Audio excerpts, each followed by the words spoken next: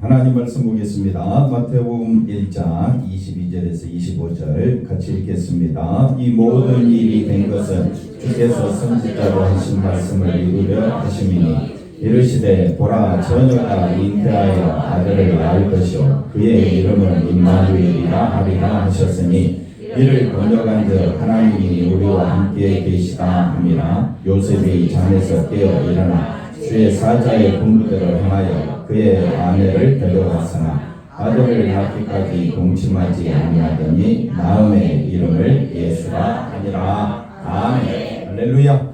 하나님의 큰 은혜가 넘치기를 바랍니다.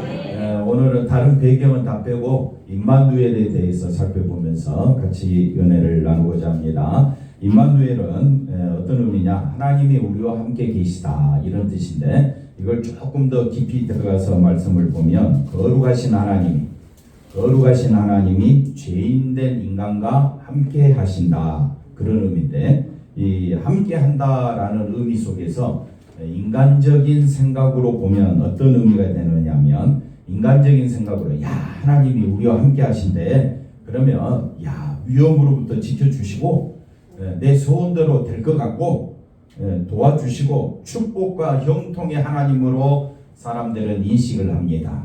그래서 임마누엘 하나님, 또 교회 이름도 뭐라고 짓느냐? 임마누엘 교회 뭐 이런 식으로 축복과 형통으로 이미지로 와 닿는 게 사람들의 마음을 이렇게 싹 감동시켜 가지고 야 하나님이 우리와 함께 하신다, 하나님 우리와 함께 하신다, 너무너무 좋다라고 생각을 하게 되는데, 그 배경의 성경적 배경의 의미는 정반대입니다. 그래서 우리가 이 임마누엘이라는 의미를 다시 성경적인 중심으로 해석을 하면 어떤 하나님이 되느냐면 심판하러 오신다라는 뜻이 되어버립니다. 인간적으로 생각할 때는 축복과 형통의 하나님, 근데 성경적으로 해석을 하면 어떤 하나님이 되느냐? 심판하시는 하나님. 그러면 어떤 메시지를 듣고 싶습니까? 첫 번째입니까? 두 번째입니까? 두말하면 잔소리. 첫 번째 듣기를 원하지요. 하나님은 어떤 하나님?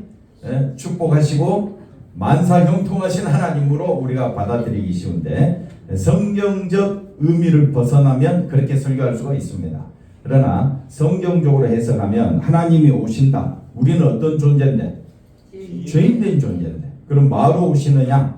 심판하시러 오신다 이 말이에요. 그래서 이 부분에 대해서 우리가 이 예수님이 세상에 오셨을 때에 분명히 하나님이신 예수님이 세상에 오셨지만은 세상에 의해서 야 우리를 형통케 하신다, 우리를 축복하신다 이런 개념으로 예수님을 영접했느냐? 아닙니다. 예수님을 어떻게 했습니까? 배척했습니다. 멸시천대 당하게 하셨습니다.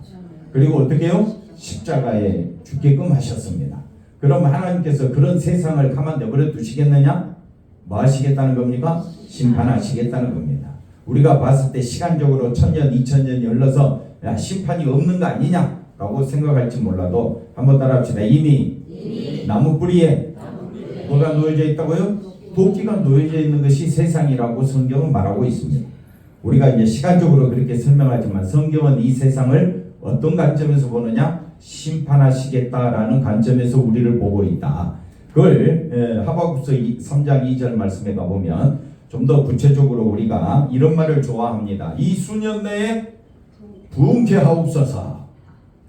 그러면 어떤 의미입니까? 이 수년 내에 부흥케 하옵소서라는 말. 좋은 의미입니까? 나쁜 의미입니까? 좋은 의미죠. 그래서 이 수년 내에 부흥케 하옵소서 이거 교회 표로 많이 쓰잖아요. 그리고 여러분 기도할 때 우리 감사 비전교회 어떻게 해달라고? 이 수년 내에 부흥케 해달라고. 물론 저도 그 말씀에 동의합니다. 근데 이 성경적 배경은 부흥이라는 말은 자 보십시오. 앞에 이제 우리가 중요한 단어를 하나 빠졌는데, 자 보십시오. 주는 주의 일을 말하고요. 이 수년 내에 부흥케 하옵소서. 그러면 주의 일이 부흥케 되는 거죠? 말의 의미가 그렇잖아요. 뭐가 부흥입니까? 주의 일이죠. 그러면 주의 일이 뭐냐? 이 수년 내에 나타내소서. 그게 뭐라고요? 진노예요. 진노가 부흥케 된다? 이런 말 하면 성도들이 싫어하니까 앞뒤 다 잘라버리고 어떤 말만 씁니까? 이 수년 내에 분케하옵소서. 이걸 쓰면서 이 수년 내에 분케될 줄로 믿습니다. 분케하옵소서. 근데 본문 배경을 보니까 뭐가 온다고요? 진노가 주의 일인데 진노가 이 땅에 펼쳐지면 붕입니까? 멸망입니까? 그래서 이스라엘, 북이스라엘 나라가 멸망당하고 남유다도 멸망당한 거예요. 그래서 역사적 배경으로 볼 때는 좋은 의미가 아닙니다. 그 다음 설명을 한번 보십시다. 우상숭배로 하나님의 심판을 받게 된다는 것이 오늘 본문 말씀인데, 선지자 유다 역시 선지자가 하박국 선지자가 남유다 역시 뭘 받느냐? 하나님의 진노 아래에 있는 뭐와 다를 바 없다? 이방인과 같은 악한 존재일 수밖에 없다.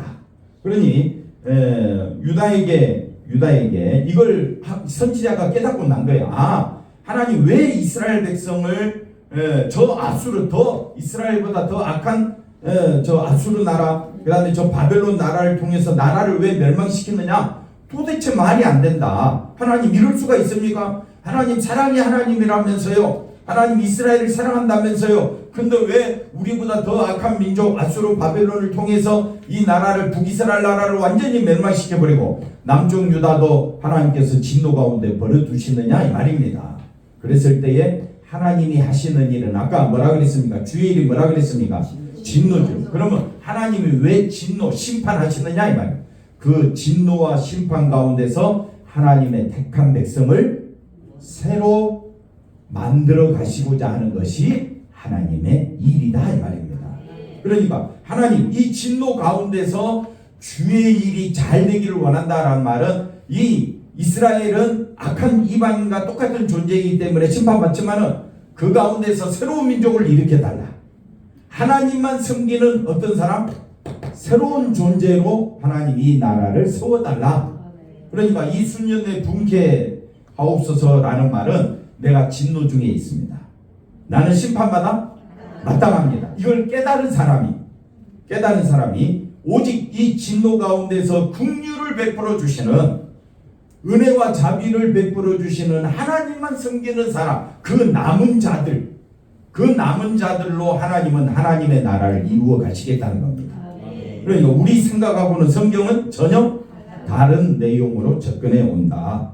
이걸 우리에게 말해주고 있습니다. 그래서 여기 나오네요. 그래서 이스라엘을 지금 우상 숭배하며 자기들이 악한 존재임을 모르는 이스라엘은 뭐하고? 멸망시키고, 그 다음에 자신이 어떤 존재라고요? 죄인됨을 깨닫고 하나님 긍휼을 베풀어 주옵소서. 그 하나님의 긍휼로 오신 분이 누굽니까? 예수님만 소망하는 그런 참된 백성을 세우고자 하는 것이 바로 하나님의 일이다.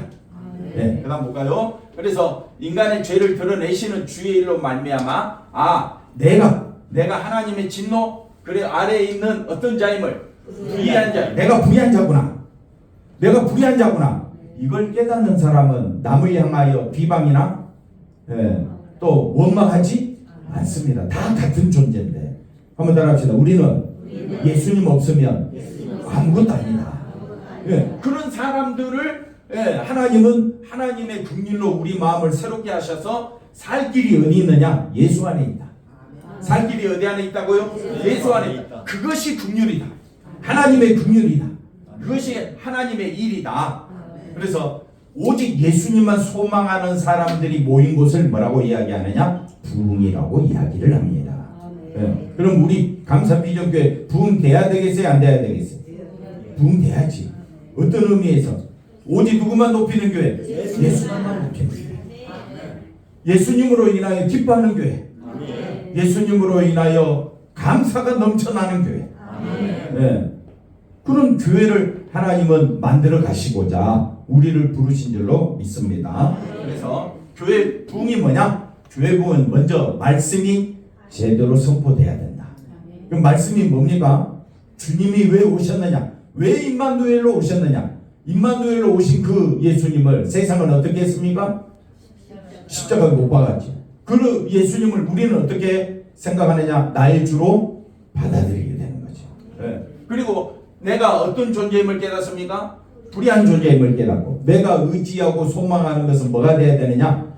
예? 십자가만 바라보는, 이것이 진짜 우리 교회에 있어야 될 부흥이다, 이렇게 말씀하고 있습니다.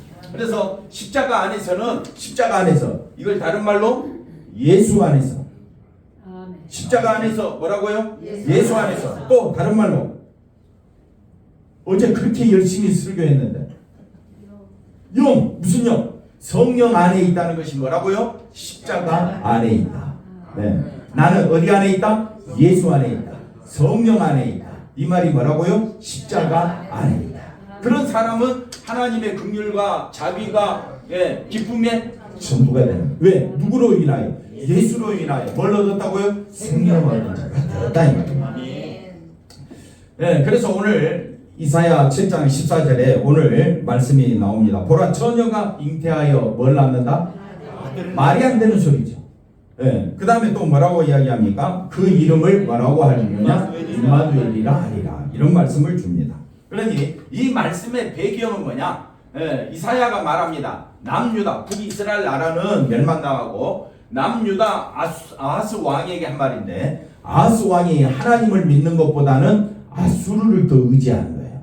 뭘 더 의지한다고요? 이때는 아직 바벨론이 큰 나라로 부강하기 전에 바벨론보다 그 앞서 있던 아수르가 완전히 강대국이었어요. 오늘 같으면 미국이죠. 그러니까 하나님이 반드시 남유다를 도와주실 것이다 라고 했는데, 아하스 왕은 하나님 말씀을 안 믿고 하나님보다 뭘 더 의지하느냐? 아수르를 더 의지하는 거예요. 그러니까 하나님께서 징조를 구하라고 했는데도 징조를 안 구하는 거예요. 그래서 뭐라고 말하느냐? 하나님 14절 앞에 다시 말씀 보면 우리가 잘 알고 있는 대로 하나님께서 징조를 구하라 했는데 징조를 아하스 왕이 구하지 않으니까 친히 하나님이 어떻게 해요? 징조를 주시는 거예요. 그러면 그 징조를 주시는 의미는 임마누엘로 오신다 이 말입니다. 하나님은 어떤 분으로 오신다고요? 심판주로 오신다. 이걸 지금 우리에게 말해주고 있습니다. 그래서 그 다음 넘어가 보시면, 자, 여호와께서 이사야에게 이르시되 누구를 만나라고요? 아하스 남유다 왕을 만나라. 그래서 그에게 이르기를 너는 종용하라. 그에게 자세히 이야기해 주라. 뭐라고 이야기하느냐? 이때 아람 왕 르신과 그 다음에 북이스라엘의 르말리아의 아들 베가 왕, 이 두 사람이 합작을 해가지고 우리가 이 남쪽 유다를 멸망시키자.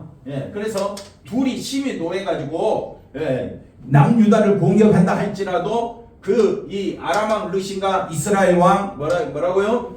베가 왕은 연기나는 두 부직갱이 그루터기에 불과하니 마지 말라? 두려워 말라. 낙심치 말라. 왜냐하면 온 그 남쪽 유다, 북이스라엘, 지금 이 우리나라식으로 이야기하면 북한이 핵으로 우리나라를 공격한대요. 네이비 디데이비라. 그러면 어떻게 해요? 피할 데도 없고 핵폭탄이 떨어지면 우리 심장이 어디로 도망가겠어요? 온 살림이 벌벌 떠는 그런 위치에 있다. 북이스라엘과 그 다음에 아람 왕이 합작을 해가지고 남쪽 유다를 멸망시킨다고 하니까 아하스 왕, 남쪽 왕 아하스 왕이 심히 두려워하는데, 자, 같은 말입니다. 악한 깨로 너를 대적한다 할지라도 우리가 올라가 유다를 쳐서 남쪽 유다를 쳐서 그것을 고원하게 하고 우리를 위하여 파하고 다부엘의 아들 그 중에 세워 왕을 삼자 하였으나 하나님이 뭐라고 말하느냐? 이 도모가 서지 못하리라. 그리고 이루지 못하리라. 이렇게 하나님이 확증해 줬는데도 남쪽 유다 아하스 왕은 하나님보다 누구를 더 의지했다고요? 아수르 왕을 더 의지하게 된 거예요. 그래서 아하스 왕은 하나님 약속을 이루시는 하나님을 믿지 않았습니다. 이미 아하스는 강대국인 누구를? 아수르의 힘을 더 의지하고 신뢰하고 있었기 때문입니다. 그래서 하나님께 징조 구하기를, 아하스 왕에게 말하라. 높은 데서든지 깊은 데서든지 징조를 구하면 내가 다 보여주겠다. 그런데도 아하스 왕은 뭐라고 말합니까? 나는 징조를 구하지 않겠습니다. 한번 따라합시다. 나는 하나님을 시험하지 않겠습니다. 아주 신앙이 좋은 척하고 있지만은 믿는 바가 하나님이 아니라 누구라고요? 아수르 왕이라고요. 예. 그러니 하나님께서 어떻게 하겠다고요? 그래? 징조 안 구해? 그럼 내가 친히 징조 구해주마. 징조 주마. 해서 나오는 말씀이 처녀가 잉태하여 아들을 낳으리니 그 이름을 임마누엘. 그분이 누구라고요? 예수님이에요. 그 당시에도 그 선지자 말을 배척했고 지금 그 예수님 시대도 예수님을 배척했고 또 지금도 어떻게 하느냐? 예수님을 배척하는 사람들이 많다 이 말이에요. 자, 그래서 하나님께 징조 구하기를 거부한 아하스에게 하나님이 친히 주신 징조는 복 주시겠다는 의미가 아닙니다. 징조를 구하지 아니하고 하나님을 믿지 아니하니까 하나님께서 그러면 심판조로 누구를 보내시겠다? 예수님을 보내시겠다. 그런 의미가 됩니다. 자, 다 같이 한번 읽어볼까요? 다윗의 집이여 정컨대 들을지어다. 너희가 사람을 괴롭게 하고 그것을 작은 일로 여기서 또 나의 하나님을 괴로우시게 하렸느냐? 그러므로 주께서 친히 징조로 너희에게 주실 것이라. 보라, 처녀가 이가의 아들을 낳을 것이요 그 이름을 임마누엘이라 하리라. 그러니 예수님의 오심으로 세상은 믿는 자는 구원하시고 믿지 아니하는 자는 어떻게 하시겠다? 심판하시겠다라는 말씀을 해주고 있습니다. 예. 그래서 유다에게 주어진 징조는 하나님 말씀대로 뭐가 되느냐? 심판입니다. 예. 주여 이 수년 내에 부흥케하옵소서. 주의 일이 부흥케라고 했죠. 주의 일이 뭐라 그랬습니까? 이스라엘을 완전히 싹 갈아엎어버리겠다 이 말입니다. 예. 그리고 또 하나님께서 임마누엘로 오신다라는 이 징조는 하나님이 뭐하러 오시겠다고요? 심판하러 오시겠다 이 말입니다. 그래서 그런데 세상은 그런 하나님, 심판하시는 하나님을 생각지도 않습니다. 뭐라고 이야기합니까? 복 주시는 하나님만 생각한다 이 말입니다. 그래서 예수님의 오심은 멸망받는 자들에게는 기쁜 소식이 아니지. 그러나 내가 심판받아 마땅하고 나는 죄인 중에 예수님을 아는 사람은 예수님이 이 땅에 오신다는 것은 드디어 우리를 새로운 백성으로 만들어 주시겠다. 예수님은 뭘로 잉태되셨다고요? 성령으로 잉태되셨죠. 한번 따라합시다. 우리도 예수 안에서 성령으로 거듭났습니다. 눈에 보이는 역사가 아닙니다. 성령으로 역사한다는 것은 생각과 말과 그 마음이 누구만 향하게 되느냐? 예수님만 향하게 됩니다. 그것이 새롭게 되는 거예요. 그러면 임마누엘로 오신 예수님을 영접하는 사람은 예수님 아니면 이 심판에서 벗어날 길이 없기 때문에 누구만 소망하느냐? 예수님만 소망하게 될 줄로 믿습니다. 자, 그 다음 볼까요? 심판이 마땅한 나를 건지시고 구원하시러 예수님이 이 땅에 오셨으므로 그 예수님의 십자가야말로 뭐가 되느냐? 감사와 찬양의 전부가 되는데 이걸 깨닫게 하시러 누가 오셨다고요? 성령이 오셨다. 그래서 성령 받은 사람은 임마누엘로 오시는 예수님을 아멘하게 되고 그래서 심판에서 건져주신 날 그 하나님의 사랑에 그 자비하심에 우리는 기뻐하며 찬양하며 살게 될 줄로 믿습니다. 그래서 하나님의 은혜와 사랑, 자비, 긍휼하심이 이걸 어떻게 된다고요? 알게 된다. 하나님의 은혜가 우리에게 쏟아졌습니다. 그러면 하나님의 은혜는 무엇입니까? 죄사함 받는 겁니다. 하나님의 자비가 어디에 쏟아졌습니까? 십자가에 쏟아졌습니다. 그래서 항상 우리의 생각과 마음이 어디로 가느냐? 십자가로 갑니다. 그 십자가 안에 들어가는 것을 예수 안에 있다라고 표현하고 그걸 어디 안에 있다? 성령 안에 있다. 그걸 뭐라고 이야기하느냐? 성령 충만이라. 이렇게 우리가 말을 해볼 수가 있습니다. 그래서 요한복음 3장 18절에 가보면 니고데모하고 예수님이 대화를 나눈 중에 예수님이 말합니다. 그를 믿는 자는 우리가 잘 아는 대로 요한복음 3장 16절 하나님이 세상을 이처럼 사랑하사 독생자를 주셨으니 이는 저를 믿는 자마다 멸망치 않고 뭘 얻는다? 영생을 얻는다. 그래서 하나님이 독생자를 주셨는데 그를 믿는 자는 뭐 한다? 심판을 받지. 잘 들으십시오. 이 말씀이 심판을 받지 않는 것이요 믿지 아니하는 자는 하나님의 독생자의 이름을 믿지 아니하므로 벌써 심판을 받은 것입니다. 그러니까 이미 세상은 뭐 받아 마땅한 곳이다? 심판받아 마땅한 곳이다 라고 이야기를 하고 있습니다. 이 말씀은 이미 심판 속에 있는 자가 우리는 이미 전부 다 어디에 있다고요? 심판 속에 있는데 예수님을 믿어서 심판에서 우리가 벗어나게 되고 그러나 예수님을 믿지 않는 자는 심판을 받을 자라는 이 사실이 그 다음 뭐라고요? 확정된 거예요. 그래서 예수님이 이 땅에 오심은 이 세상은 심판받아 마땅한 곳에서 택한 백성을 마시겠다, 건져주시겠다는 의미입니다. 네. 예수님의 오심으로 한번 따라합시다. 심판은 확정되었다. 네. 그게 바로 임마누엘로 오시는 예수님을 의미하고 있습니다. 좀 더 구체적으로 로마서 5장 12절. 그러므로 아담 한 사람으로 말미암아 뭐가 들어왔습니까? 죄가 세상에 들어왔으므로 죄로 말미암아 세상은 뭘로 가득 찼다. 이걸 다른 말로 한마디로 줄이면 심판이다. 사망 이야기했는데 또 사망 이야기하면 그렇잖아요. 사망이 들어왔다. 이 말은 이 세상은 이미 무슨 세계? 심판의 세계. 그런데 이와 같이 모든 사람이 심판받아 죄를 지어 사망의 모든 사람에게 이르렀다. 이 말의 의미가 뭐냐면, 그래서 우리는 이미 어디 가운데서 태어났다? 죄 가운데서 태어났기에 심판, 사망의 처한 자로 태어난 겁니다. 이게 하나님께서 보시는 세상입니다. 그래서 하나님의 사랑을 말할 때 사랑이 뭐냐? 하나님의 사랑은 심판 속에 있는 우리를 마셔서 선택하셔서 마셨다, 구원하셨다, 구출하셨다. 그게 하나님의 사랑이다. 그래서 그 구출의 대가는 독생자 그리스도의 뭘로? 죽으심으로 인하여 우리가 뭘 받게 되었다? 구원받게 되었다. 이렇게 말해주고 있습니다. 로마서 5장 8절 다시 한번 읽어볼까요? 우리가 아직 죄인 되었을 때 그리스도께서 우리를 위하여 죽으심으로 하나님께서 우리에 대한 자기 사랑을 마셨다, 확증하셨다. 그러므로 예수님이 임마누엘로 오심으로 인하여 그 예수님 안에서 내가 죄사함 받았고 구원받은 것을 안다면 찬양하지 말라고 해도 찬양할 수밖에 없는, 그 예수님 아니면 나는 살 길이 없음을 누가 깨닫게 하시느냐? 성령이 깨닫게 하시는 거예요. 제가 아무리 설교해도 이걸 성령이 깨닫게 해주셔야 깨닫는 거지. 성령이 인도하시지 않냐면 들어도 이게 무슨 소린지 이해가 안 됩니다. 그리고 거기에 마음을 쏟지 못합니다. 그래서 신앙생활은요, 성령이 우리를 이끌어 가시는 거예요. 우리를 구원해 주신 그 사랑에 감사함으로 감격함으로 우리가 예배드리게 하시고, 날마다 내 삶 속에서 누구랑 동행하며 살게 하시느냐? 예수님과 동행하며 살도록 우리를 인도해 주실 줄로 믿습니다. 그래서 하나님이 우리에게 독생자를 주셨다는 것은 예수님을 어디에 버리셨느냐? 심판에 버리셨다. 그래서 예수님이 십자가 달려 죽으셨을 때에 뭐라고 말합니까? 나의 하나님, 나의 하나님, 어찌하여 나를 버리셨나이까? 그러니까 예수님이 왜 버림받으시느냐? 죄 없으신 분이 왜 버림받으시느냐? 우리의 죄값을 신이 감당하시라고.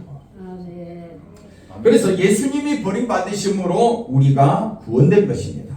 맞습니까? 그러므로 우리의 죄를 담당하시고 하나님께로부터 버림받으시기 위하여 임마누엘로 오신 거예요.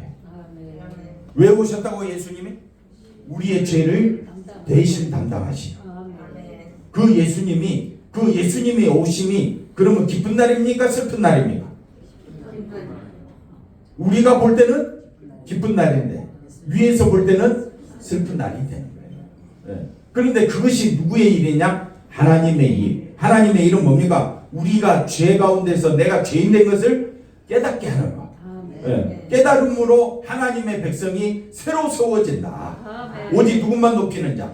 예수님만 높이는 자. 그래서 천국은 어떤 사람이 가느냐? 자기를 높이는 자는 천국에 합당하지가 아니합니다. 그래서 돈으로도 못 가요. 어여뻐도 힘으로도 뭘로 갑니까? 믿음으로만. 누구만 믿는가? 예수님만. 왜 예배드립니까? 예수님만 바라보기 위해서. 믿음이, 예수님 믿는 믿음이 날이 갈수록 커지는 것이 아니라 하나님께서 우리를 붙잡고 있기 때문에 내 믿음이 안전하게 보호되는 거예요. 여러분이 잘해서 믿음 생활이 되는 줄 아십니까?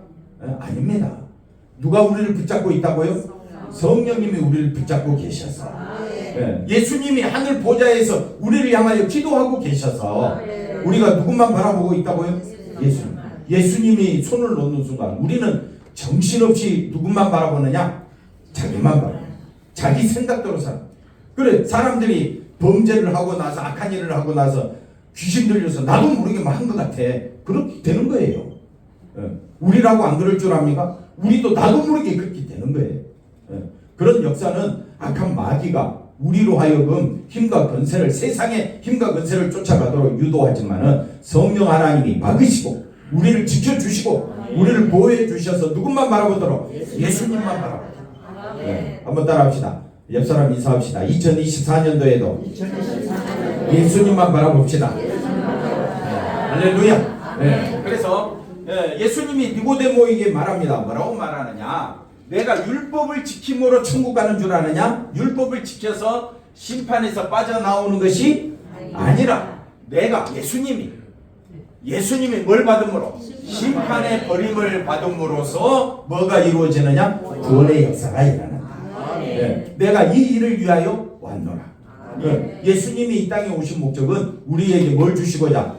구원을 주시고자, 생명수, 하늘의 생명의 떡을 우리에게 주시고자 함인데, 그러기 위해서 예수님이 하신 일은 뭡니까? 십자가 지시기까지 그 길을 예수님은 아무 말 없이 순종하심으로 그 길을 걸어가는 거예요.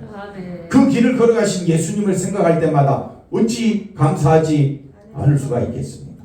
찬양하지 않을 수가 없는 거예요. 하지 말라고 해도 예수님 찾게 돼 있는 거예요.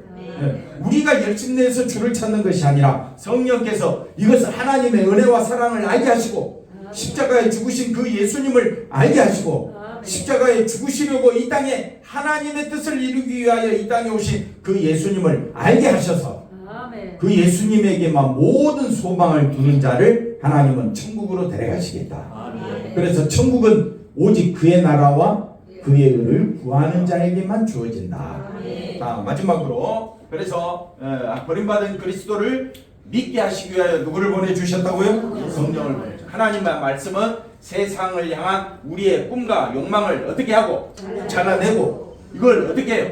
무너뜨리고. 왜? 자, 앞에 거 다시 보시면 만약에 잘라내지 아니하고 무너뜨리지 아니하면 말씀이 우리 가운데 살아있겠습니까? 꿈과 욕망이 살아있겠습니까? 그러니까 우리 꿈과 욕망은 무너뜨리고 말씀이 우리 가운데 살아 움직이도록. 그래서 히브리서 4장 11절에 뭐라고 말합니까? 하나님의 말씀은 살았고 운동력이 있어 좌우의 날선 어떤 것보다도 더 예리하여 우리의 심장 골수를 찔러 쪼갠다. 그래서 우리의 속에 있는 모든 것이 드러나게 하는 거예요. 온 세상이 말씀 앞에 드러나듯이 우리의 속이 내가 얼마나 죄인된 것을 하나님 말씀이 드러나게 하셔서 내가 의지할 분은 누구밖에 없다? 예수님밖에 없다. 이걸 말씀해 주고 있습니다. 그러므로 하나하나 짓밟으면서 모든 것이 무너지고 부인되는 그 자리에 뭐가 은혜냐? 예수 그리스도의 피가 나의 은혜가 되는 줄로 믿습니다. 이 고백을 하는 사람들이 모여 교회를 이루고 그 교회들이 주님의 몸이 되어 천국 백성이 되는 것입니다. 자, 진짜 마지막으로 그래서 그 은혜에 둘러앉아서 예수님을 찬양하며 감사하는 무슨 나라? 예수님의 나라. 영원한 예수님의 나라를 세우고자 하는 것이 바로 임마누엘로 오신 예수님입니다. 그러니까 임마누엘로 오신 예수님 앞에서는 다 드러나. 나는 아무것도 아니다. 더 빈 것 같아. 없는 것 같아. 인생은 뭐라 그랬습니까? 풀과 같아. 시든 꽃과 같아. 그런 우리가 누구만 바라보자? 예수님만 바라보자. 세상이 볼 때는 말도 안 되는 소리죠. 근데 임마누엘로 오신 예수님으로 인하여 성령께서 우리 마음을 그렇게 변화시켜 주신다 이거예요. 그래서 심판받아야 마땅한 우리 인생인데 저주 아래 있던 우리 인생인데 내가 예수님의 은혜로 그 심판에서 저주에서 사망에서 건진받았다. 그걸로 완전한 존재가 된 것이다. 옆사람 인사합시다. 당신은 완전하신 분입니다.